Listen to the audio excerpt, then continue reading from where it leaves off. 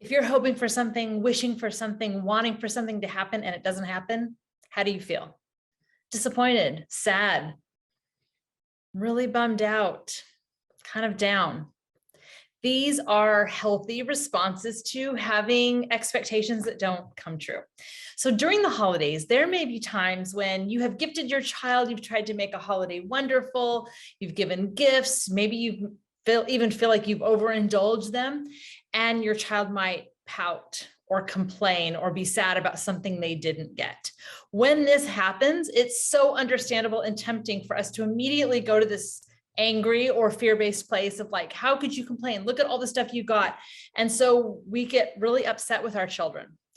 I want to tell you about a moment where my son, who was about 5 or 6 at the time, we had just finished opening tons of Christmas gifts. Everything was magical, delicious, whatever. And I found him around the corner, kind of quietly sad. So I went and put my arm around him and I said, what's going on? What's happening? And he said, it's okay, everything's fine. And I said, it doesn't look like it's fine. You look sad or disappointed. It's okay if you feel sad or disappointed.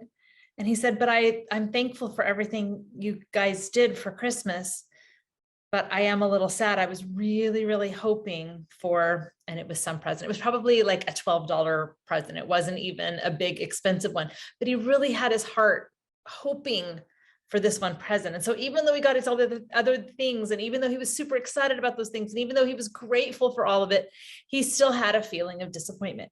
This did not mean my child was spoiled. This did not mean he was going to grow up to be a brat. This meant that he had a hope or an expectation.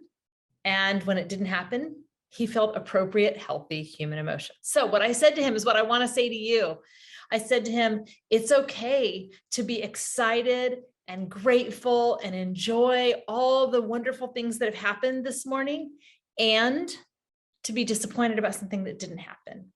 Let your child feel what they feel and be a safe person where they can share that. If you respond with anger and criticism, they will not become less spoiled. They will actually become more sort of uncomfortable sharing feelings. They will have gotten the message that didn't feel so good or go so well when I shared how I felt with my parents. So maybe I won't do that as much.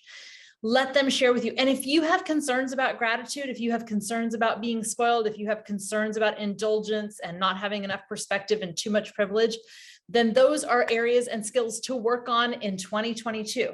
As development unfolds, build those skills. But in the moment, be present with what your child feels.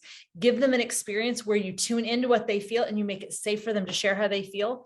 And remember that it's okay if they feel disappointed, and they can also feel grateful and enjoy at the same time. Let your kids feel free to feel.